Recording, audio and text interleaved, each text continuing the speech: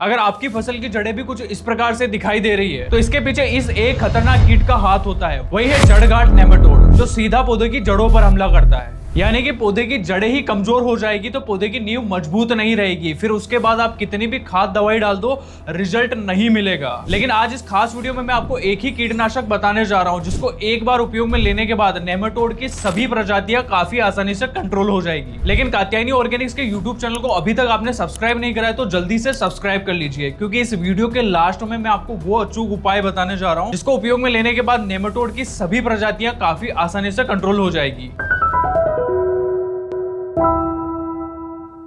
नमस्कार किसान मित्रों, स्वागत है आपका कात्यायनी ऑर्गेनिक्स के YouTube चैनल में। तो चलिए इस वीडियो को शुरू करते हैं। तो किसान मित्रों, सबसे पहले बात करते हैं कि आखिर में ये नेमाटोड होता क्या है। नेमाटोड एक बहुत ही बारीक कीट है, नग्न आंखों से दिखाई न देने वाला कीट है जो हमेशा जमीन के अंदर मौजूद रहता है और ये पौधे की जड़ों को ही नुकसान पहुंचाता है। इसकी जो मादा इल्ली रहती है ना, ये क्या करती है, पौधे की जो सफेद जड़ें रहती है, नाजुक जड़ें रहती है, उनको पंचर कर पौधे की जड़ों के अंदर घुस जाती है और जड़ों के अंदर जाने के बाद में अंडे देना शुरू कर देती है, जिस कारण से अंडे से और नई इल्लियां तैयार होती है और नए नेमाटोड जो है वो पौधे की जड़ों के अंदर जन्म लेने लगते हैं और जड़ का जो अंदरूनी हिस्सा रहता है उसे खाकर नष्ट कर देते हैं। इसके अलावा जब नेमाटोड की मादा इल्ली जड़ के अंदर अंडे देती है ना, तो जड़ें जो रहती है वो फूलना शुरू कर देती है और पौधे का जो न्यूट्रिएंट सप्लाई वाला जो सिस्टम रहता है ना, वो पूरी तरीके से ब्लॉक हो जाता है। मतलब पौधा जमीन से अच्छे से पानी भी ग्रहण नहीं कर पाता है, न्यूट्रिएंट भी अच्छे से अपटेक नहीं कर पाता है। उसी कारण से पौधे की जो ऊपर की ग्रोथ रहती है ना, वो धीरे धीरे करके रुकना शुरू हो जाती है और शुरुआत में आप देखोगे कि पौधा पीला पड़ेगा, फिर धीरे धीरे करके सूखना शुरू हो जाता है। अब काफी किसान कंफ्यूज हो जाते हैं कि राइजोबियम की जो गठाने रहती है वो भी जड़ पे ही निकलती है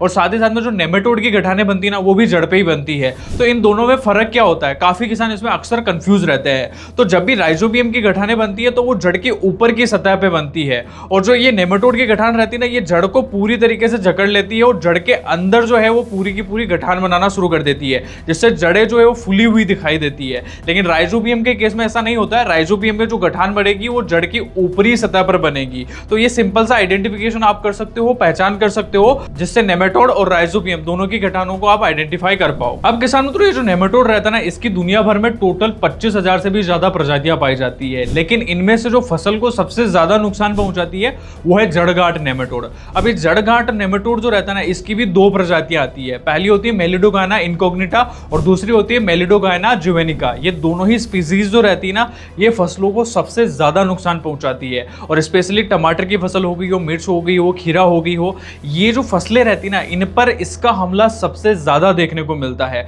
और आपने अक्सर देखा होगा कि जो भी पोली हाउस के अंदर खीरा लगता है, मिर्च लगती है या फिर शिमला लगती है, उसके अंदर ये दोनों ही प्रजातियां जो है ना, इनका हमला सबसे ज्यादा देखने को मिलता है। ये जो प्रजातियां रहती ना, ये भी फसलों को काफी ज्यादा नुकसान पहुंचाती है। आज की डेट में ऐसी कोई फसल नहीं है जिसके ऊपर नेमाटोड का हमला देखने को नहीं मिलता हो। यहां तक कि धान जैसी फसलों में भी नेमाटोड का हमला काफी ज्यादा देखने को मिल रहा है। अब किसान मित्रों, नेमाटोड का जो हमला रहता है ना, अमूमन आपको पूरे ही साल देखने को मिलता है। लेकिन जब टेम्परेचर अचानक से बढ़ने लगता है और टेम्परेचर के साथ साथ अगर ह्यूमिडिटी भी बढ़ रही है ना, तो नेमाटोड का हमला आपको ज्यादा देखने को मिलेगा। इसी कारण से जो भी पॉली हाउस के अंदर या फिर प्रोटेक्टेड कल्टीवेशन के अंदर जो फसलें लगाई जाती है ना, उसके अंदर नेमाटोड का हमला ज्यादा होता है, क्योंकि ये जो फसलें रहती है ना, इनके अंदर ह्यूमिडिटी ज्यादा होती है और ये ह्यूमिडिटी ज्यादा होने की वजह से नेमाटोड ज्यादा अंडे देता है और ज्यादा अंडे अगर नेमाटोड देगा तो उससे लार्वा जो है वो भी ज्यादा निकलता है। अब किसान मित्रों, आपने एक बात और नोटिस करी होगी कि नेमाटोड का जो हमला रहता है ना, वो ज्यादातर हल्की जमीन में देखने को मिलता है। यानी कि जो राजस्थान का कुछ एरिया हो गया, गुजरात हो गया, हरियाणा हो गया, इन एरिया में नेमाटोड का जो हमला है ना, वो भी ज्यादा देखने को मिलता है। हालांकि दूसरे स्टेट में भी देखने को मिलता है, जहां जहां पर हल्की जमीन है वहां पर भी नेमाटोड के हमले जो है वो काफी ज्यादा नोटिस किए जा रहे हैं। तो किसान मित्रों, अभी तक आपने समझ लिया कि नेमाटोड क्या होता है, इसका हमला कब ज्यादा देखने को मिलता है और इसकी कौन कौन सी प्रजातियां फसल को सबसे ज्यादा नुकसान पहुंचाती है। अब वीडियो में हम आगे बढ़ते हैं और बात करते हैं अगले सबसे इंपॉर्टेंट विषय में कि आखिर में इस नेमाटोड को कंट्रोल कैसे किया जाए। तो किसान मित्रों, नेमाटोड को कंट्रोल करने के लिए दूसरे आम कीटनाशकों को उपयोग में लेने की बजाय आपको नेमेटिसाइड को उपयोग में लेना चाहिए। और नेमेटिसाइड में भी आपको कात्यायनी सोइल प्राइम, जिसके अंदर फ्लूपायरम 34.48% एससी फॉर्म में पाया जाता है। ये काफी अच्छा नेमेटिसाइड है जो सिस्टेमिक तरीके से काम करता है। मतलब कि आप जब इसे जमीन के माध्यम से उपयोग में लेोगे ना, तो पौधे की जो जड़ें रहती है ना इसको अच्छे से अवशोषित कर लेती है और पौधे की जो जड़ें रहती है ना, जड़ों का जो पूरा सिस्टम रहता है ना, उसके अंदर ये दवा फैल जाती है। और ये सोइल प्राइम जब भी पौधों के द्वारा जड़ों से अवशोषित कर लिया जाता है, उसके बाद में ये दो सबसे जरूरी काम करता है।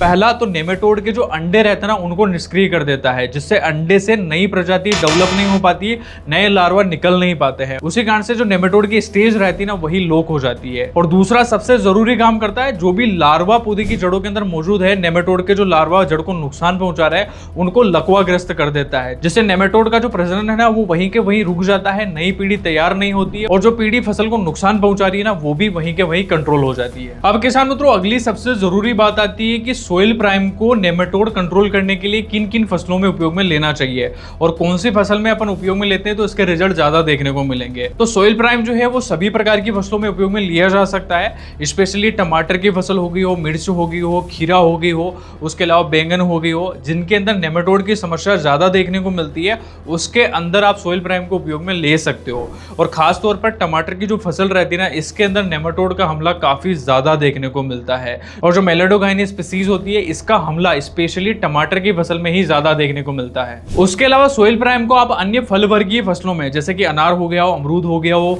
और पपीता हो गया हो, इनके अंदर भी आप इसे आसानी से उपयोग में ले सकते हो।